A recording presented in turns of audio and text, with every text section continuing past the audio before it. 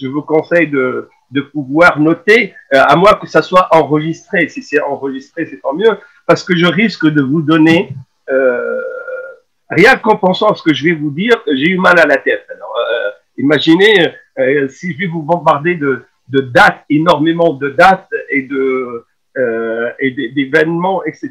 Ça serait bien de fixer au moins les grandes dates et les grands événements, les fixer sur papier ou en mémoire. Comme ça, vous pouvez les consulter pour la prochaine fois, puisque le cours sera une sorte de cours cumulatif.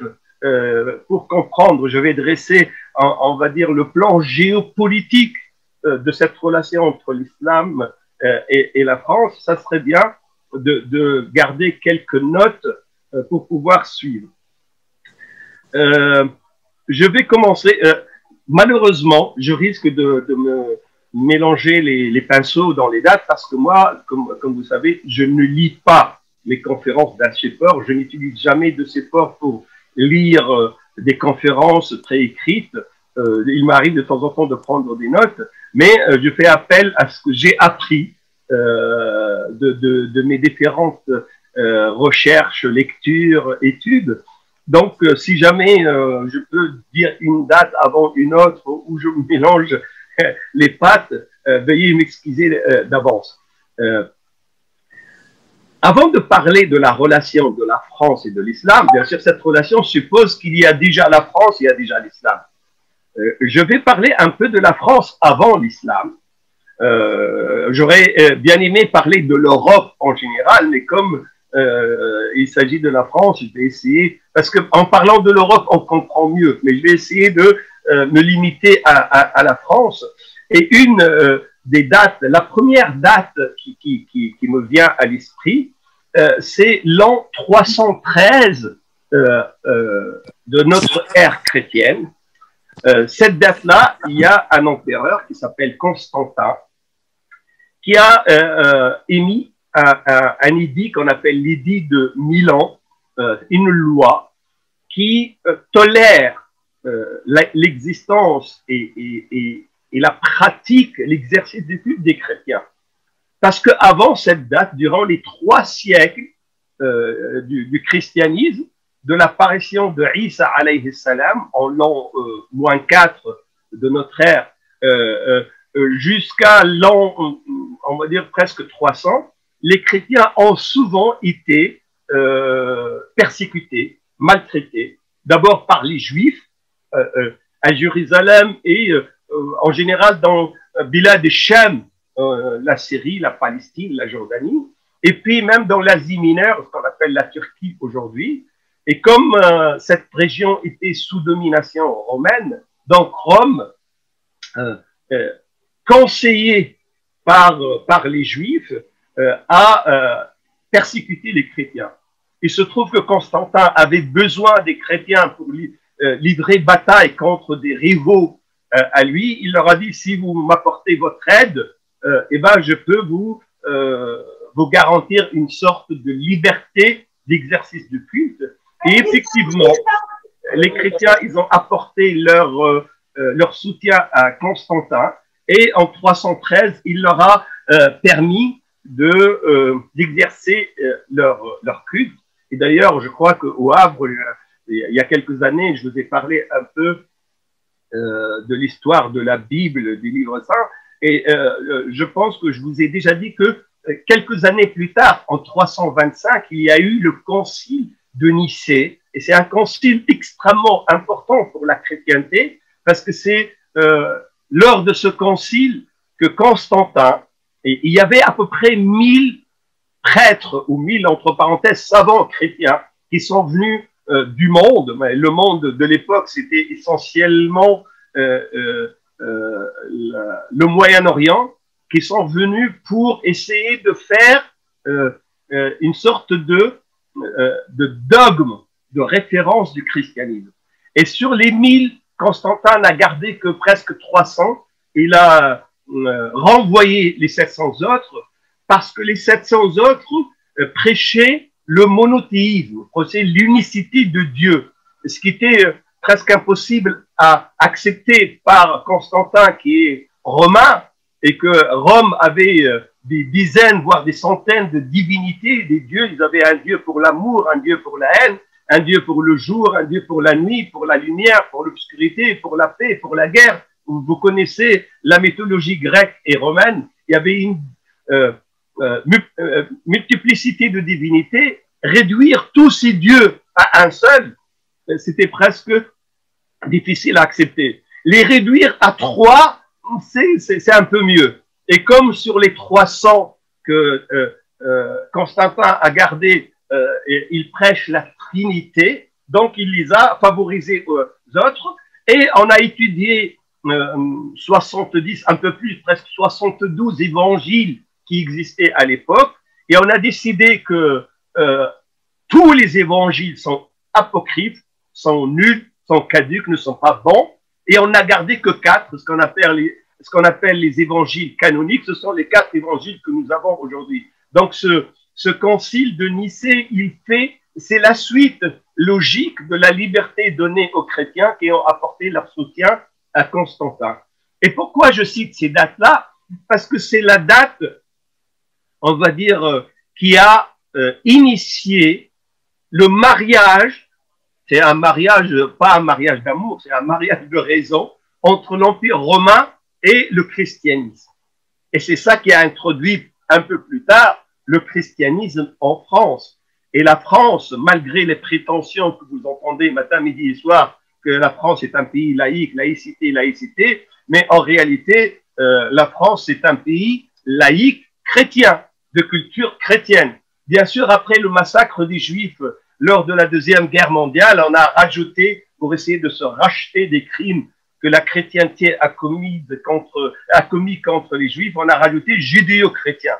On a rajouté judéo, mais la France reste colorée, influencée profondément par le christianisme, malgré la loi de séparation, malgré la laïcité. La culture ambiante en France reste énormément influencée par le christianisme. Donc la relation que la France aura plus tard avec l'islam sera elle aussi normalement influencée par l'approche chrétienne de l'autre en général et du musulman en particulier. C'est pour ça je voulais citer ces dates. Une date un peu plus tard, 380. Théodose, c'est le fils de Constantin, et lui, il a décrété que le christianisme devient la religion de l'État. Donc, en 380 après Jésus-Christ, l'Empire romain est devenu officiellement un empire chrétien. Et puis, il a fallu trouver une sorte d'articulation entre le chef spirituel des chrétiens, qui est le pape, et le chef temporel des Romains, qui est l'empereur ou le président ou le sultan ou le gouvernement ou le gouverneur, etc., etc. Mais à partir de cette date-là, de 380, Rome, qui était un empire sans religion, mais en réalité sans religion officielle, mais qui avait énormément de religions de divinités, a choisi officiellement le christianisme comme la religion de l'État. Quelques années, c'est important de comprendre ces dates parce qu'elles sont présentes dans notre subconscient. Elles sont présentes dans notre manière d'aborder le monde. Nous avons presque une quinzaine d'années plus tard, en 395, la division de l'Empire entre Empire d'Occident et Empire d'Orient. Une petite parenthèse, bien sûr, je parle, moi, à des doctorants, je parle à des gens cultivés, il y a peut-être des étudiants, des lycéens, des ingénieurs, des médecins. Vous avez probablement vu ça en cours d'histoire au collège ou au lycée. Constantin, il a quitté Rome, et puis parce qu'il y avait une différence, une sorte de guerre civile à l'intérieur de Rome, et puis il était obligé de construire une ville, Constantinople, Byzance, Istanbul, Elle porte plusieurs noms, mais c'est la même contrée, c'est la même ville. Constantinople, c'est-à-dire la ville de Constantin. Et il a bâti un empire autour de cette capitale-là. Et c'est un empire romain, parce que Constantin lui-même, il est issu de Rome. Mais à Rome, il y a eu un autre empereur en même temps qui proclamait que c'est lui qui est le digne représentant de Rome.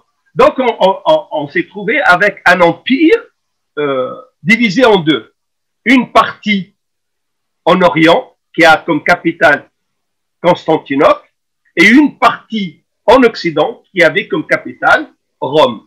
Et on est resté comme ça on va dire de 495 jusqu'à une année aussi que vous devez noter, qui est une année importante, 476. L'année 476 a vu la chute de l'empire, la chute de Rome, de l'empire, on va dire, occidental.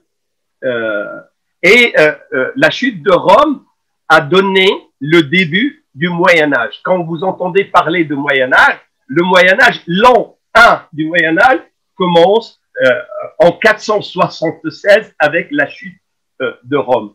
Et nous allons le voir un peu plus tard, la fin du Moyen-Âge, ça va être avec la chute de Constantinople. Donc c'est entre, on va dire, grosso modo, 1454 et 476, cette parenthèse-là, c'est là qu'on appelle le Moyen-Âge. C'était la chute. Le Moyen-Âge, il a débuté avec la chute de l'Empire d'Occident, et le Moyen-Âge s'est terminé avec la chute de l'Empire de l'Orient, l'Empire romain de l'Orient. C'est ça qu'on appelle le Moyen-Âge. Donc cette date-là, 476, la chute de Rome, c'était important parce que l'Europe en général, la France en particulier, est rentrée dans un tunnel incertain, un tunnel culturel, religieux, politique, militaire, etc. Et puis il y a eu un événement fondateur extrêmement important que vous devez aussi noter, surtout pour nous les Français, c'est une date extrêmement importante, 496, une vingtaine d'années après la chute de Rome, c'est le baptême de Clovis à Reims.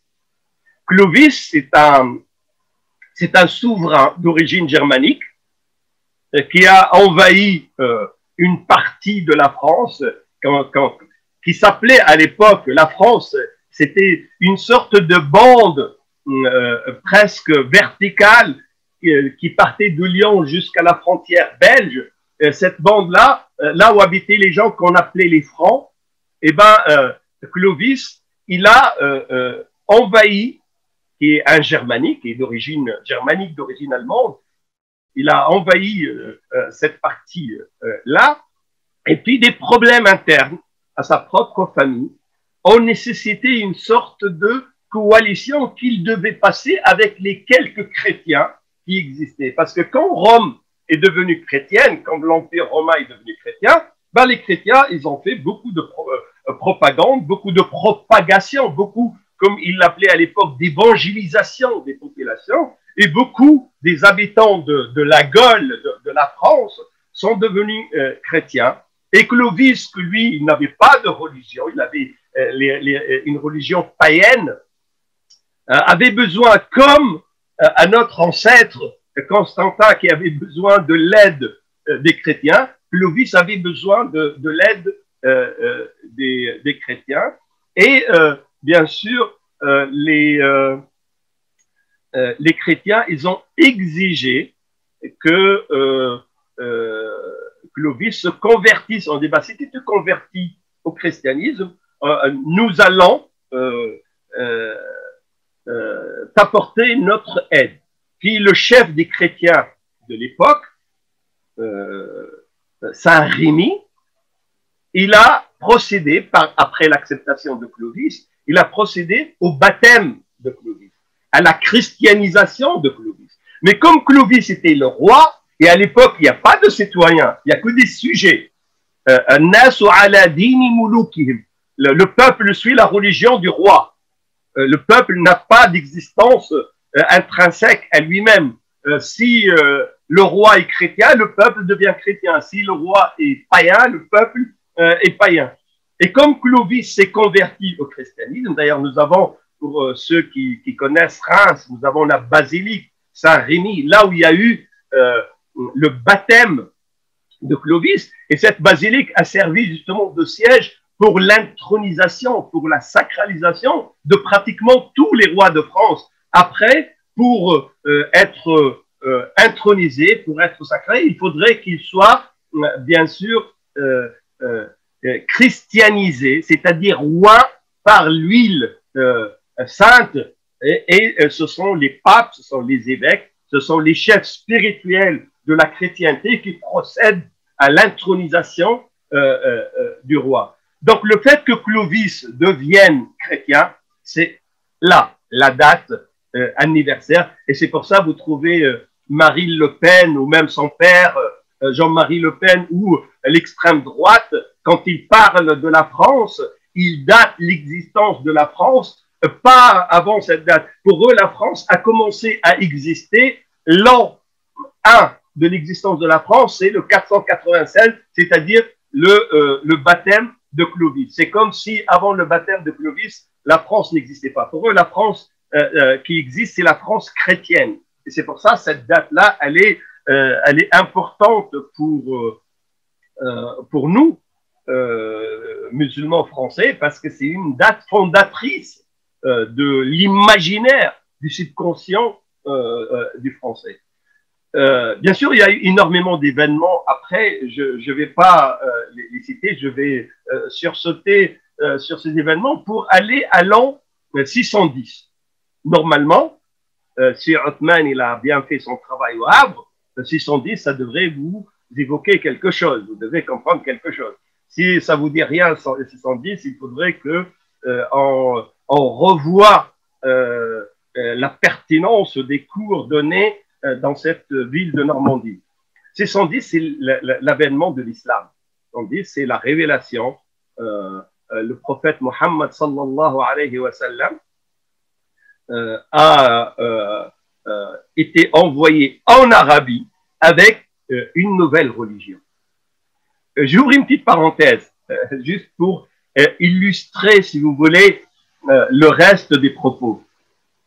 Combien vous connaissez de chrétiens qui portent le prénom de Mohammed? Combien connaissez-vous de chrétiens, que ce soit en Orient, en Occident, qui portent le prénom de Mohammed? Et combien connaissez-vous de musulmans qui portent le prénom de Isa, de Moussa, de Daoud, de Ibrahim, de Sulaiman, de Ismaïl? Eh bien, rien que les prénoms vous donnent une indication sur la philosophie de l'islam et la philosophie de chrétienté.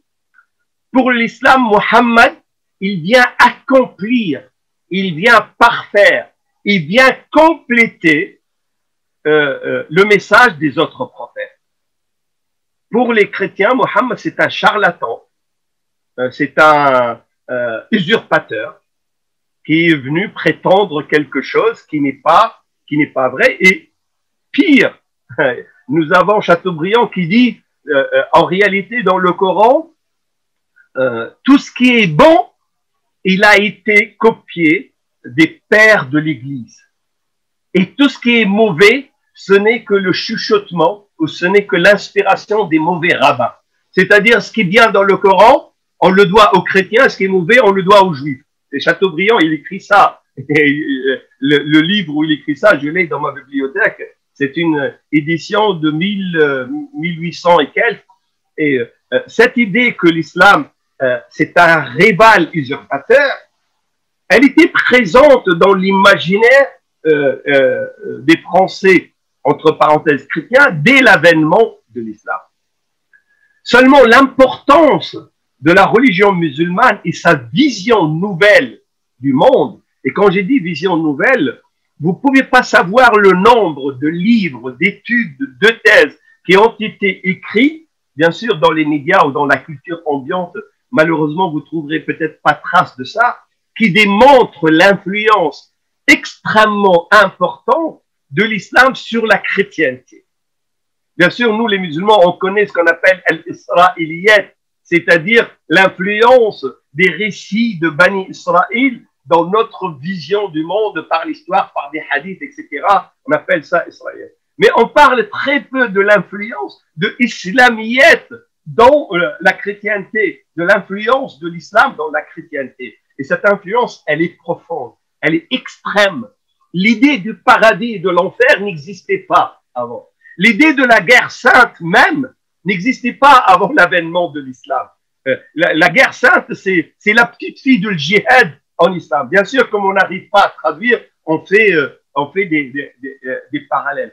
L'existence de l'au-delà, parce que le royaume de Dieu, dans la conception chrétienne avant l'avènement de l'islam, on l'attendait sur terre. On attendait le retour et Saint Paul, et il a vulgarisé cette attente. On attendait le retour de Isa sur terre et l'instauration du royaume de Dieu sur terre. Mais l'au-delà, le jugement dernier, le paradis, l'enfer, la place de Dieu, l'unicité de Dieu, la place de l'homme, la place des prophètes, la place du temps, la place de l'espace, la place de la vie, de la mort, et bien cette conception que nous les musulmans on appelle l'aqida, elle était presque nouvelle pour beaucoup de chrétiens et elle a influencé énormément l'approche chrétienne du monde. Et on la retrouve même maintenant. Moi, je me rappelle quand on a été reçu par François Mitterrand, il nous a dit que notre système de sécurité sociale, il nous a dit, on l'a pompé, on l'a pris chez vous. Et quand vous voyez le corpus juridique français, le droit français, il a été importé par Napoléon de l'Égypte. Et c'est essentiellement le droit malikite qui est la base, qui est la matrice du droit français. Quand vous voyez la gestion de la société, elle est influencée essentiellement par l'approche musulmane. Même ce qu'on appelle la gestion civile ou la gestion théologique de la société, cette approche-là qui a donné en 1905 en France la loi de séparation qu'on appelle la laïcité, en réalité l'approche elle-même de l'Église qui voulait, le pape voulait être comme le calife, c'est-à-dire il est le représentant à la fois de la religion, c'est-à-dire du théologique, du spirituel, et du temporel et de la vie. Ben, le pape voulait avoir les deux, alors que avant l'avènement de l'islam, il y avait une sorte de séparation entre Haroun et Moussa, entre entre César et Dieu. Donner à César ce qui est à César et à Dieu ce qui est à Dieu. Mais le pape, il a confisqué César, influencé par l'approche musulmane plus tard et qui a donné naissance après à beaucoup de révolutions en Europe et surtout la Révolution française qui est venue chasser justement le pape de la gestion de la société. Donc l'influence, ces dates fondatrices sont importantes. Si on ajoute à ça en 638, c'est-à-dire presque 28 ans juste après l'avènement de l'islam, la conquête, la prise, la chute, appelez-le comme vous voulez, de Jérusalem. Jérusalem était sous domination romaine, sous domination chrétienne, et il y avait des juifs qui habitaient. Seulement entre les chrétiens et les juifs, à l'époque, il y avait une guerre déclarée. Et c'est pour ça quand Omar ibn al-Khattab, il est venu pour prendre les clés de Jérusalem, le patriarche chrétien de Jérusalem, il a exigé que Omar procède à l'expulsion des Juifs de la Palestine. Et Omar, il dit non, je peux les expulser de votre enceinte, de l'enceinte de la ville, là où il y a votre présence chrétienne religieuse, mais je n'ai pas le droit de les expulser de la Palestine. Mais ceux qui ont demandé que les Juifs soient expulsés de la Palestine, ce sont les chrétiens. Et c'était l'exigence du patriarche. Et pourquoi je cite cette date de 638? Parce que nous allons le voir un peu plus tard, que la première croisade en 1096, plus tard, elle a été quand Urbain II il a prêché la première croisade, c'était sous le prétexte de la libération de Jérusalem des mains des musulmans. Une autre date, là on est arrivé à 638, je vais courir, 711. Cette date, vous savez, 610, l'avènement de l'islam. On va dire 622, l'hégire ou l'instauration du premier État musulman sous la présidence du prophète Mohammed sallallahu alayhi wa sallam. Et quand je dis un État, parce qu'il avait une capitale, il avait même une constitution. D'ailleurs, c'est une des premières constitutions au monde qu'on appelle Wathiqat al-Madina, qui règle les relations entre les citoyens, entre les différentes communautés, entre le gouverneur et le peuple. L'instauration de l'État musulman en 622 a vu un bond incroyable parce qu'en 711, c'est-à-dire moins d'un siècle après, les musulmans sont arrivés en Espagne. Il y a eu la conquête de l'Espagne. Et ils sont restés en Espagne presque 8 siècles. Ils sont restés 784 ans en Espagne. Et c'est la présence musulmane en Espagne qui a dessiné le visage culturel et le visage théologique et le visage de subconscient imaginaire de la France d'aujourd'hui. Cette présence de l'islam en Espagne, et j'espère que j'aurai des occasions, Inch'Allah, dans le futur, de vous faire, je pense que Hassan Iqwisen, il a dû faire ça, si ma mémoire est bonne. Sinon, j'aimerais vous faire, si Allah subhanahu wa ta'ala nous aide, une série de conférences sur la présence musulmane en Espagne et l'influence de cette présence sur l'humanité d'aujourd'hui, sur le monde en entier. Et en réalité, ce n'est pas une présence seulement passée. Je ne suis pas en train de glorifier le passé. Non, c'est une présence qui a bâti les bases de l'humanité. Ces bases sont toujours là. Quelques-unes sont couvertes de poussière, il suffit de les dépoussiérer, mais nous avons de quoi construire une réalité aujourd'hui et une réalité pour demain qui est bénéfique à toute l'humanité. En 711, les musulmans sont arrivés en Espagne. Puis ils sont restés. Et l'Espagne, c'est la frontière sud, on va dire, de la France. Mais en 725, à peine une quinzaine d'années après, les musulmans sont arrivés à Autun. Autun, c'est juste pour ceux qui connaissent Château-Chinon, c'est juste à côté de Château-Chinon. D'ailleurs, quand on prend le train pour aller à Château-Chinon, souvent on descend à Autun ou Creusot, c'est juste les musulmans. Et nous avons des vestiges. On a trouvé même les traces de mosquées à Dijon, en Bourgogne. Donc, et quand je dis la présence musulmane, ce n'est pas une présence provisoire, passagère. Non, c'est une présence sédentaire, puisqu'il y a des mosquées, il y a des bâtiments, il y a encore des constructions qui témoignent de cette présence. Et Autun, c'est à peine 300 km au sud de Paris. Et bien sûr, en 732, il y a une patrouille de l'armée musulmane qui a voulu explorer d'autres contrées, qui est arrivée jusqu'à Poitiers, et Charles Martel, qui est un petit-fils de Clovis, a stoppé les musulmans à Poitiers. Bien sûr, l'approche historique objective montre que cette bataille, c'est une bataille mineure, parce que c'est pas l'armée musulmane, c'est une partie, ce qu'on appelle Tali'a, juste la frange qui va explorer avant l'engagement de l'armée. C'est elle qui a livré bataille et qui a été vaincue, mais dans l'imaginaire français, cette bataille a pris énormément de présence et est devenue symbolique. C'est même la symbolique. Je crois que la bataille de Poitiers avec Jeanne d'Arc sont devenus les deux symboles de l'extrême droite française. L'une pour dire qu'on a chassé les musulmans, l'autre pour dire qu'on a chassé les Anglais. Et ces batailles, quand les historiens les ont regardées d'une manière objective, ils ont découvert qu'ils n'ont pas vraiment cette importance qui a été donnée. Enfin, bien sûr, peut-être des musulmans minimisent la bataille parce qu'ils étaient vaincus.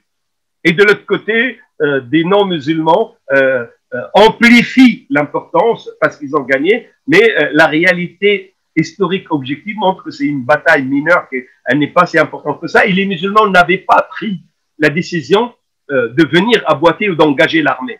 Peut-être que le monde aurait été autrement s'ils avaient pris cette décision, mais comme ils étaient chassés, donc ils ont rebroussé chemin.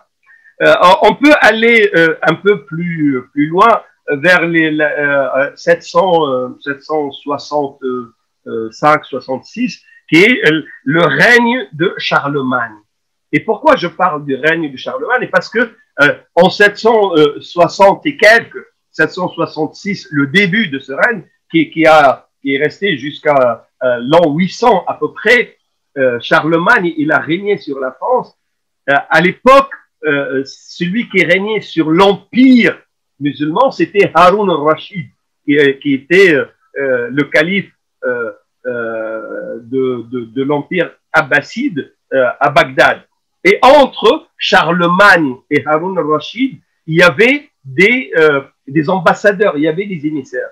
Mais quand j'ai vu les recherches occidentales, écrites par des occidentaux, et une partie d'entre eux, des chrétiens hostiles à l'islam, tous décrivent cette relation comme la relation entre un roi savant qui avait plus de 4 millions d'ouvrages dans ses bibliothèques municipales, et un roi illettré, Charlemagne, qui a exigé de faire une bibliothèque dans laquelle on a à peine mis 400 livres, et il ne savait ni lire ni écrire. Et Charlemagne était subjugué par, d'abord, l'écho de ce qui se passait en Espagne, et surtout les cadeaux. La première montre, vous savez comment la première montre qui a été offerte par Haroun al-Rachid à Charlemagne, et comme elle bougeait, on croyait qu'elle était possédée, et on a mis des gardes pour surveiller cette montre qui bouge toute seule. Et cet échange-là, même s'il nous parle d'anecdotes, on va dire culturelles, témoigne que en réalité, la philosophie de l'islam avec l'Occident de l'époque, c'était une philosophie de collaboration, d'entraide, de relations normales, relations, on va dire, diplomatiques normales, mais il n'y avait pas l'envie de contraindre les autres à, comme ce qui est véhiculé dans l'imaginaire, comme le disait Bruno Etienne, en Occident, c'est comme si les musulmans ont utilisé l'épée pour contraindre les autres à se convertir. Si je vais un peu plus loin, en 1000, c'est important, ces dates, le 1054, il y a eu une sorte de schisme, de séparation.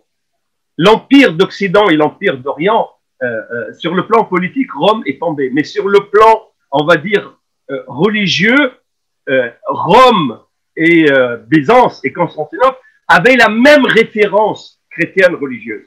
Mais en 1054, il y a eu un problème qui va plus tard, justement, créer la séparation fondamentale dans le christianisme entre les orthodoxes et les chrétiens. Et la cause, bien sûr, il y a énormément de causes économiques, politiques, religieuses, etc. Mais la cause principale que j'ai déjà évoquée dans beaucoup de mes cours avec vous, c'est que la Trinité voulait qu'il y ait le Père, le Fils, le Saint-Esprit, mais dans l'ordre d'origine, il y avait d'abord le Père, puis le Saint-Esprit, puis le Fils. C'est ça l'ordre qui a régné jusqu'en 1054. Il a fallu que l'Église d'Occident, à Rome, décide, pour des raisons qu'on n'a pas le temps d'énumérer, de passer le Fils au-dessus du Saint-Esprit.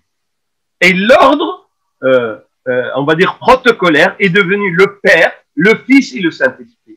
Alors que l'Église d'Orient, elle a dit non, il faut rester sur les fondements. C'est pour ça qu'on l'a appelé orthodoxe. Orthodoxe, c'est-à-dire celle qui respecte l'orthodoxie, c'est-à-dire les fondements. Et puis l'autre, on l'a appelé catholique, c'est-à-dire universelle, l'Église universelle. Et c'est ce rangement protocolaire de la place du Fils Est-ce qu'il est sous l'Esprit Saint ou au-dessus? Eh bien, c'est ça qui était la cause principale de la séparation entre les orthodoxes, les chrétiens d'Orient, et les catholiques, les chrétiens d'Occident. Bien sûr, plus tard, en 1517, il va y avoir l'apparition de Luther et l'apparition des protestants. Je vais en parler. Moi, je pensais, sincèrement, hein, je pensais qu'en 45 minutes, je pourrais faire le survol jusqu'à pratiquement la Première ou la Deuxième Guerre mondiale. Mais vous le remarquez, je commente pas beaucoup ces dates, je commente très peu ces dates, mais malgré ça, je n'ai choisi que quelques dates principales fondatrices, mais malgré ça, malheureusement, comme je ne veux pas être trop lourd sur vous, je vais peut-être m'arrêter là, mais je vais terminer par deux dates importantes, puisqu'on a parlé de 1054, juste après, en 1095, Urbain II, le pape Urbain II, a prêché la première croisade. Et en 1096, il y a eu la première croisade. Et les armées chrétiennes du Nord sont venues se rassembler dans la place où j'ai habité à Amiens. Je ne savais même pas que c'était la place Saint-Jacques, je ne savais même pas que les soldats... Il a fallu qu'un islamologue français dise, parce que c'était le siège de l'IUF, comme on va le voir beaucoup plus tard, au début, il a dit que l'UIF a fait exprès d'avoir son siège là où il y a eu la première croisade. En réalité, il n'y a que quelques armées du nord, de la Belgique, de l'Allemagne, qui sont venues à Amiens. Après, toutes les armées se sont retrouvées à Clermont-Ferrand et ils sont partis de Clermont-Ferrand pour la première croisade qui a eu lieu en 1096 et qui a duré presque 2 siècles. En 2 siècles, il y a eu 8 croisades. Je reviendrai sur les dates un peu plus tard. Donc, 1096, la première croisade. Donc, le premier conflit entre l'islam, conflit armé entre l'islam et l'Occident en général, la chrétienté. Et comme les croisades sont parties de France, donc entre la France et l'islam. Pourquoi je vous parle de ça? Parce que vous allez voir que en réalité, il y a eu 2 conflits majeurs dans l'histoire entre la France et l'islam. Le premier conflit, ce sont les croisades qui ont fabriqué un imaginaire français qui est toujours présent et opérant dans la culture et dans la politique même française. Et il y a eu un autre conflit armé qui s'est étalé, lui, sur presque 130 ans, 150 ans, qui sont les guerres de colonisation. Lorsque la France a envahi, à partir de 1830, l'Algérie, et puis après, tout au long du 19e siècle, elle a envahi pratiquement tous les pays du Maghreb et une partie de l'Afrique de l'Ouest. Et il a fallu attendre pratiquement la Deuxième Guerre mondiale pour qu'il y ait l'indépendance de ces pays. Donc, les croisades et la colonisation, ce sont 2 conflits armés majeurs qui sont présents dans l'imaginaire. Et nous, musulmans de France aujourd'hui, en réalité, on souffre des séquelles de ces 2 conflits, même si nous ne sommes pour rien, mais en tout cas, comme ces séquelles sont présentes, et moi, comme je suis en France depuis plus de 40 ans, et la classe politique dirigeante dans les années 80-90 était issue de ceux qui ont livré la guerre d'Algérie en 54, de 1954 jusqu'à 1962, et ils étaient énormément influencés. Et quand j'ai demandé, quand j'étais secrétaire général de l'UIF, j'ai demandé à rencontrer tous les responsables des partis politiques. Les seuls responsables qui m'ont pas reçu, c'était les responsables du RPR de l'époque, mais les autres, y compris le Front National. Et je me rappelle, M. Le Pen nous a dit, il y avait aussi à l'époque Jacques, comment s'appelle, Karl Land. Karl Land nous a dit, les musulmans, on les aime, mais chez eux. Et vos ancêtres algériens, ils ont combattu pour libérer leur pays. Alors, vous devez honorer la mémoire de vos ancêtres et rester dans votre pays. Pourquoi vous venez ici en France? Pour dire que cette guerre d'Algérie, elle est toujours présente, même si la classe dirigeante actuelle n'a pas été aussi influencée par les séquelles de la guerre d'Algérie, mais elle reste présente. Et jusqu'à maintenant, on n'a pas encore ouvert malgré l'excellent travail de Benjamin Stora et de beaucoup d'autres historiens sur la guerre d'Algérie, on n'a pas encore ouvert complètement ce dossier, on n'a pas encore débarrassé ce dossier de beaucoup de fantasmes des deux côtés, mais surtout le fantasme français qui voulait civiliser les pays qu'il a colonisés. Et c'est pour ça, quand j'ai dit je vais vous parler de ces dates, c'est pour marquer les événements fondateurs du subconscient, de l'imaginaire français. Comme ça, quand on arrivera à la présence contemporaine à partir des années 50, l'année 60, des musulmans, on va comprendre pourquoi, malheureusement, il y a eu une sorte de méfiance, voire d'hostilité qui a accompagné la sédentarisation des musulmans et qu'on l'a vu dans le discours du président dernièrement, qu'on l'a vu dans la série de règlements, des lois qui vont être décrétées, bah, il reste toujours un relent d'hostilité qui est en réalité les séquelles de ces croisades et de cette colonisation. Mais je reviendrai sur ces différentes dates plus tard. Comme je vous ai dit, il me reste 2 dates. Je vais terminer par une date presque anecdotique, importante, qui est 1120, la création de l'université de Paris. 1120, la création de l'université de Paris. Et pendant 4 siècles, dans cette université, la seule référence pour la médecine, c'était le livre de Avicenne. C'est ce que Avicenne avait écrit. Elle est restée dans l'université de Paris pendant 4 siècles comme le livre de référence de la médecine de l'époque. Pourquoi je dis 1120, la création de l'université de Paris? Parce que la première université musulmane, elle a été créée, c'est l'université Zaytouna à Tunis, en 737, presque 4 siècles avant l'université de Paris. On a créé la première université musulmane au monde, et après quelques années, il y a eu l'université de Qarawin au Maroc, et après quelques années, il y a eu l'université de Al-Azhar. Bon, bien sûr, l'Azhar, c'est beaucoup plus célèbre. Les gens, ils ont l'impression que l'Azhar, c'est la première université. Non, la première université, c'est Zaytouna, après c'est le Qarawin, après c'est l'Azhar. Mais tout ça, dans les années 730 jusqu'à 780 de notre ère, alors que la première université en France, l'université de Paris, elle a vu le jour en 1120. Si je dis ça, ce n'est pas par anecdote, c'est pour vous dire que vous, musulmans de France, votre présence ici en France devrait être perçue comme une présence enrichissante, comme une présence utile et extrêmement valable pour la France. Un citoyen musulman, un citoyen français ne peut être qu'un très bon citoyen si jamais il est un très bon musulman. Il n'y a pas d'incompatibilité entre les deux. Au contraire, la présence de l'islam en Europe n'a apporté que les lumières, malgré tout ce qu'on prétend. Je vais m'arrêter là. J'ai fait pas 45 minutes, j'ai fait 50 minutes, 55 minutes, 10 minutes, je m'excuse. Et malheureusement, j'avais prévu la fois prochaine débuter par la Deuxième Guerre mondiale et l'indépendance. Je vais prendre une partie de la fois prochaine pour terminer le survol historique des principales dates jusqu'à ce qu'on arrive aux guerres d'indépendance et à l'indépendance pour fixer, on va dire, les piliers de la relation de la France avec la présence contemporaine des musulmans.